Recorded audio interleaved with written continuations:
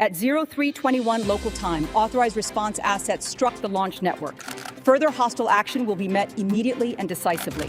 I'm reporting from the coast near Kelmar. Defense sources say the strike caused casualties, but the fleet stayed operational and counterfire was airborne within minutes.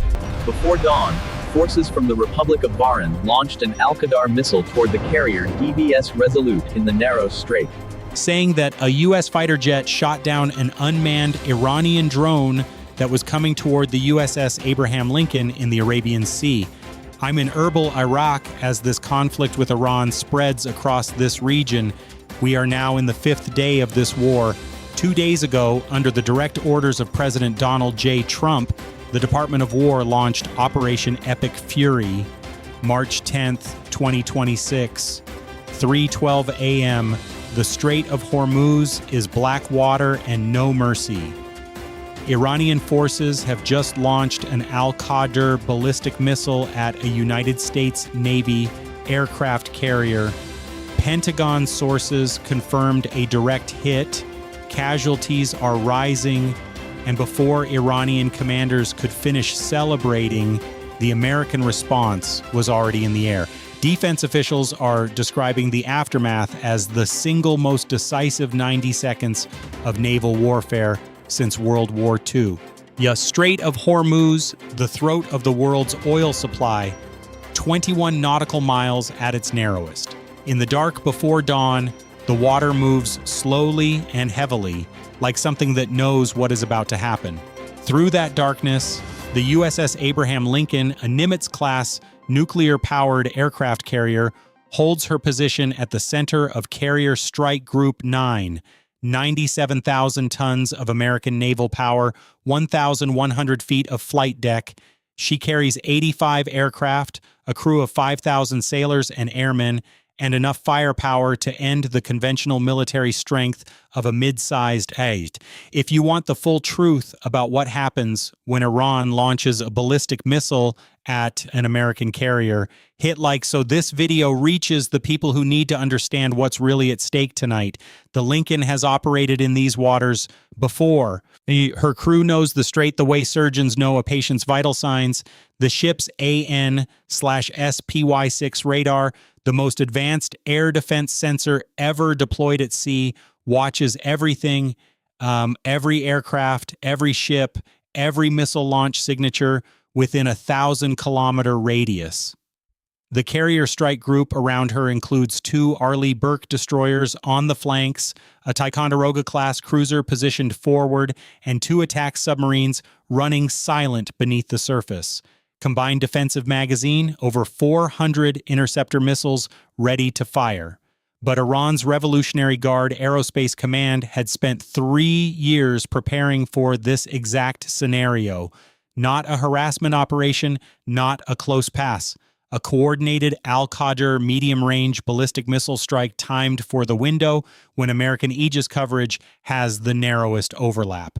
On a window of 47 seconds, they found it, they used it in 11 minutes. The Al-Qadr warhead is going to hit the Lincoln's forward flight deck, and 9 minutes after that, every Iranian ballistic missile launch site, every Revolutionary Guard Aerospace Command facility, and every radar installation that made this strike possible is going to be rubble. This is not the story of a surprise attack that caught America sleeping. This is the story of what happens when you strike an American carrier and discover that the retaliation package wasn't being drafted. It was already armed, already targeted, already waiting for someone reckless enough to give it a reason to fly. Let's establish the Iranian weapon. The Al-Qadr, a medium-range ballistic missile developed from the Shahab program, improved through years of North Korean technical exchange and local engineering. 800-kilogram conventional warhead, range of 2,000 kilometers, circular error probable of about 150 meters in standard configuration, but in the version Iran deployed tonight, a maneuvering re-entry vehicle, a warhead that makes final corrections in the last seconds of descent to defeat point defenses. Not a new technology, but new in Iranian hands. and the intelligence community had been tracking its development for 14 months without deciding Iran would use it this soon. Comment Al-Qadr if you think Iran just crossed a line they can never walk back from. The launch sequence begins 60 kilometers inland from the coast. A TEL unit, a transporter erector launcher, had moved to its firing position 3 hours earlier, blending in with commercial vehicle traffic across Iranian highway infrastructure, the kind of movement that is hard to tell from normal activity until the moment the launcher rises and the missile goes vertical. The Lincoln's radar detects the launch signature immediately, 4 seconds after ignition. The tactical action officer calls it. Aegis calculates intercept solutions. The SM-3 interceptor is in the air in 11 seconds. The best point defense system ever built, doing exactly what it was designed to do. The SM-3 closes on the Al-Qadr at 3 kilometers per second. Intercept geometry looks good. Then the maneuvering re-entry vehicle activates a 6G sideways correction in the terminal phase. The SM-3 clips the warhead body, breaks pieces off it, but does not achieve a kill. The warhead keeps falling, damaged but intact. The secondary CIWS engagement catches fragments, most burn up or deflect, but the main warhead casing, carrying roughly 400 kilograms of energetic material, hits the Lincoln's forward flight deck at 0313 hours 14 seconds. The explosion tears a 40-foot hole through the flight deck. Fires ignite in the hangar bay below. 3 FA-18 Super Hornets that were staged for the morning patrol are destroyed instantly. 7 sailors in the forward deck crew die in the first 8 seconds. 23 more are wounded. The fires spread. Damage control teams are moving before the ship stops shaking. That's what 5,000 hours of battle damage control training produces. Movement before the smoke clears. You're standing on that flight deck right now. You're a 22-year-old aviation bosun's mate from Georgia. 18 months ago, you were working at a tire shop, wondering what came next. This morning, you were pre-flighting an FA-18, thinking about the sunrise coming up over the Gulf, about the cold coffee you left in the ready room, about normal things that normal people think about before the world changes without asking permission. And then the deck tilts. The sound is not like anything a human brain is made to process. Your training moves your legs before your mind decides to. You grab the nearest fire hose. You fight because that's all there is now. The Lincoln's commanding officer transmits the strike report at 0313 hours 21 seconds. Direct hit by ballistic missile. Flight deck compromised. Fires in hangar. Casualties confirmed. Al-Qadr class weapon identified by radar track. Ship maintaining operational status. Strike group defensive posture upgraded to wartime. The transmission reaches 5th Fleet. CENTCOM, the National Military Command Center. Timestamp logged at 0313 24 seconds. And the pre-delegated authorization activates. Share this video right now because what happens in the next 9 minutes rewrites every Iranian military calculation made in the last decade. 9 minutes. That's what Iran gets. Not 9 minutes of American deliberation, 9 minutes of American execution, because the president signed the retaliation authorization 16 months ago. The target package was built and verified 11 months ago. The strike platforms were moved into place 3 weeks ago. The fire control solutions were updated 12 hours ago. When satellite confirmation of the TL movement was received, everything was in place, everything was loaded, everything was waiting. Iran just answered the one question that remained. Were they actually going to do it? They were. The response platforms are already in position. USS Georgia, an Ohio-class guided missile submarine operating submerged in the Gulf of Oman, carries 154 Tomahawk cruise missiles. USS Ohio, running a parallel track 40 nautical miles north, carries the same magazine. 2 Arleigh Burke destroyers in the strike group's outer ring, a B-2 Spirit stealth bomber that had been circling at altitude over the northern Arabian Sea for 6 hours, carrying 16 2,000-pound bunker-penetrating GBU-57 massive ordnance penetrators, and 4 F-15E Strike Eagles already airborne on what had been a routine combat air patrol, now receiving new targeting data. The strike authorization reaches all platforms at the wing time at 0313 hours 31 seconds. The submarines receive it first.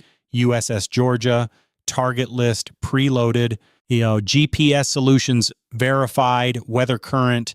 The weapons officer does not debate. The order is the order. First Tomahawk out at 0313, 44 seconds. Then they come fast. 40 Tomahawks from the Georgia in 2 minutes and 9 seconds. Ripple fire. The surface of the Gulf of Oman turns white as missiles punch upward and turn toward the Iranian coast. USS Ohio. Another 40 Tomahawks. Same timeline, same precision. The destroyers add 16 more. The B-2 releases its GBU-57s from altitude, weapons falling toward hardened underground facilities that conventional munitions cannot reach. The F-15Es come in low and fast with JDAM-ERI glide bombs, hunting the mobile radar infrastructure that the Al-Qadr launch depended on. Total, 96 Tomahawks, 8 bunker-penetrating GBU-57s, and 24 JDAMER glide bombs. 128 precision weapons, all airborne at the same time, hunting. Comment unstoppable if you understand why Iran cannot rebuild from this in less than 2 years. Let's talk targets, because this isn't retaliation just for the sake of retaliation. Every weapon has an address that was chosen for one reason: eliminate the exact capability that made the Al-Qadr strike on the Lincoln possible and stop it from ever happening again. Tabriz Missile Production Facility, the main manufacturing site for Al-Qadr components in northwestern Iran, 16 Tomahawks. The precision machining buildings, the solid fuel processing facility, the warhead assembly hall, the quality control structures, all targeted separately, all hit within a 40-second window. The facility that took 9 years to build received 16 cruise missiles in 40 seconds. Shahid Hemmat Industrial Group Complex near Tehran. Now, the engineering brain behind the Al-Qadr maneuvering reentry vehicle, 8 Tomahawks, the design and testing buildings, the composite materials lab, the technical staff who developed the terminal maneuvering capability that defeated the SM-3 intercept tonight, targeted directly. The technical knowledge that makes Al-Qadr dangerous lives in those buildings and in those people. Both receive a proportional share of the strike package. Khorramabad Missile Base, primary operational storage and launch preparation facility for Al-Qadr TEL units, 12 Tomahawks, the hardened equipment shelters, the propellant storage, the maintenance facilities, the command and coordination center. Every structure on the satellite imagery has a weapon assigned to it. Imam Ali Missile Garrison, a forward deployment base for mobile launcher units operating toward the Strait, 8 GBU-57 massive ordnance penetrators from the B-2, the underground storage tunnels that were designed specifically to survive conventional air attack. The tunnels are 40 meters deep. The GBU-57 is designed for exactly this. Bunker penetrating kinetic energy, followed by delayed detonation deep underground. The tunnels are destroyed from the inside. Radar and tracking network. 14 mobile and fixed radar sites that provided the targeting data for tonight's strike. The F-15ES hunting with JDAMERs, methodical, one by one. The radar that watched the Lincoln, the radars that tracked the SM-3 intercept and fed correction data to the maneuvering warhead. All of them received weapons within a 6-minute window, and the TEL unit that fired tonight tried to move the moment the launch was complete. Standard Iranian doctrine, shoot and relocate, but the Lincoln's radar tracked the launch back to source coordinates. A Predator had been orbiting the area for 4 hours. The TEL was targeted by an air-launched Hellfire at 0315 hours 11 seconds. The crew of 6 died with their launcher. Comment 9 if you understand what 9 minutes of American precision actually means. From the Iranian Revolutionary Guard Aerospace Force perspective, the sequence went like this. At 0313 hours, they achieved something no Iranian military force had ever achieved, a confirmed hit on an American aircraft carrier. The commanders in the Launch Coordination Center are watching confirmation come through satellite imagery when the first explosions hit Tabriz, then Khorramabad, then the Imam Ali garrison. The radar network goes dark in sections. The TEL unit at the launch site stops transmitting. The full size of what is happening takes about 4 minutes to fully register. By the time Iranian command fully understands what is being done to them, 80% of the strike package has already completed its mission. First light over the strait reveals a different strategic reality than Iranian commanders expected when they approved this operation. The USS Abraham Lincoln is damaged but operational. Her fires are under control. She is launching aircraft by 0500 hours. The hole in her flight deck is being checked for temporary repair. She is still the center of Carrier Strike Group 9. Still operational, still present in international waters. What is no longer present? Iran's Al-Qadr production infrastructure, Iran's main missile garrison facilities, Iran's radar network for straight targeting operations, Iran's technical specialists in maneuvering re-entry vehicle development, the TEL crew that fired the shot, all of it gone, not degraded, gone. Now let's calculate the exchange Iran actually bought. $2 billion invested over 9 years in Al-Qadr development, 1 missile fired, 1 hit scored against a carrier with 5,000 crew who mostly survived, 7 American sailors killed, 23 wounded, the Lincoln damaged but operational. Against that, 3 missile production facilities destroyed, 2 launch garrisons eliminated, 14 radar sites dark. The entire technical team behind the maneuvering warhead development killed in their laboratory. 18 months minimum before Iran can rebuild a meaningful ballistic missile strike capability against American carrier groups. $2 billion of infrastructure destroyed in 9 minutes by a response package that cost, by comparison, about $300 million to carry out. The arithmetic is brutal. It's supposed to be. The diplomatic aftermath moves quickly. Iran's government issues a statement claiming the Lincoln violated Iranian sovereign airspace. The statement is released while satellite imagery of burning Iranian facilities is already being shared through allied intelligence networks. The Lincoln's radar data showing the missile launch from 60 kilometers inland, the full track, the maneuvering re-entry vehicle activation, the impact coordinates are transmitted to the UN Security Council within 4 hours. The evidence is complete and unmistakable.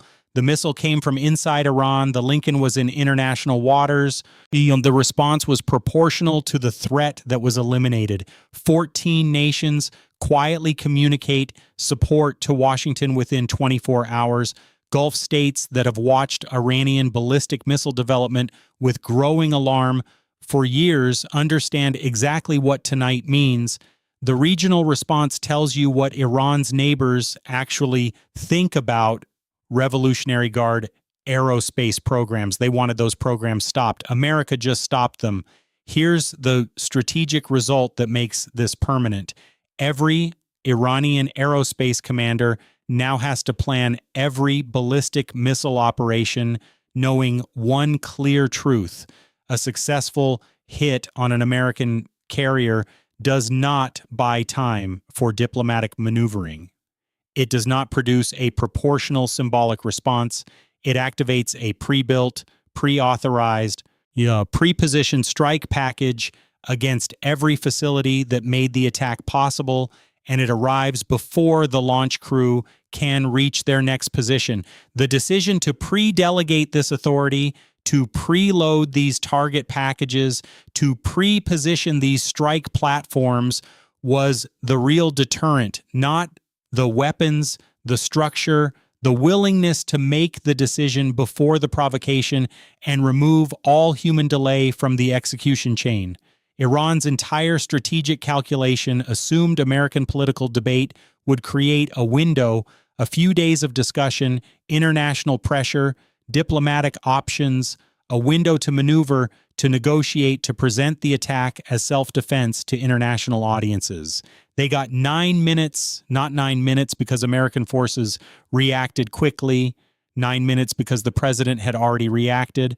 The authorization was already signed, the targets were already assigned, the missiles were already loaded. All that was required was confirmation that Iran had done what planners knew they would eventually try. They tried it. The response didn't begin when the Lincoln was hit. The response began 16 months ago in a secure conference room where someone asked the question, what do we do if Iran actually does this? And the answer was, we already did it. We just haven't told them yet. The USS Abraham Lincoln is repaired and returned to full operational status. The 7 sailors who were killed receive full military honors. Their names are cut into stone. Their families receive benefits, gratitude, and the knowledge that their loss was not meaningless. The 23 wounded recover. Most return to duty. All of them carry the specific memory of the morning. The flight deck became a place where the world changed. The Iranian Revolutionary Guard Aerospace Force spends the next 22 months rebuilding. New facilities in hardened locations, new TEL procurement, new personnel trained to replace the specialists killed at the Hemet complex, but the operational posture changes permanently. No Al-Qadr launches, no ballistic missile targeting of American carrier groups, not because the capability does not eventually return, because every Iranian commander who plans an operation now factors in the question they cannot answer comfortably: how long before the Americans respond? And the answer they received was 9 minutes. 9 minutes isn't a reaction time. It's a death sentence for the mission before it's approved. That's what 9 minutes means. Not speed, not technology, a decision made in advance, a response built before the provocation, and an adversary who made the mistake of thinking American restraint was American inability.